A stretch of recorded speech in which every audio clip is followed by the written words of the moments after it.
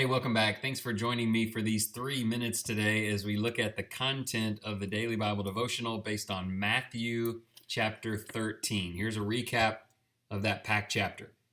In this packed chapter, Matthew records 7 earthly stories Jesus told to make spiritual points. He begins with the parable of the sower and the seed, which teaches the gospel should be shared with everyone, but few will have the right heart to accept and share it. Then attention turns to the wheat and the tares, indicating that God is patient, waiting until the judgment to separate the saved and the lost. The parable of the net and fish makes this same point at the end of the chapter. Mixed in are stories about a mustard seed and pecks of flour. 2 seemingly small things would grow and affect everything around them, just like Christ's kingdom. Jesus pictures his kingdom as a priceless pearl and a treasure, worth every cost to possess. Let's see if we can pull some things out of that slew of parables concerning the kingdom. These parables are Jesus' way of helping us understand the kingdom he was coming to establish, as well as the kind of people who would be in it. Many would hear the gospel and reject it, or let the world pervert it, but only a few would take it in and build their lives around it. Right now, God allows all to live on this earth, but a time is coming when he will gather his people, the faithful, and the rest will be destroyed. We must see a relationship with Jesus and his people as the greatest treasure of our lives. The kingdom started small and seemingly insignificant, but now it reaches through time and affects the entire world.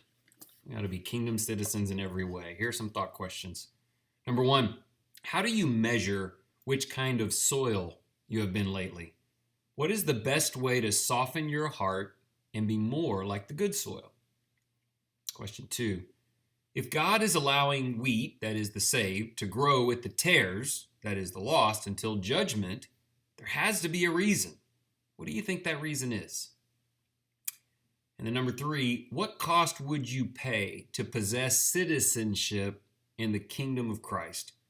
In what ways is your life demonstrating to God the truth of that claim? There is a cost, but his grace is abundant. Let's finish with a prayer. Wonderful Father, thank you for sending Jesus to teach us about his kingdom. Thank you for his parables. They give us unforgettable imagery to help us understand spiritual things. Help us to be the good soil, to take in the word, to love it, and let it grow and produce.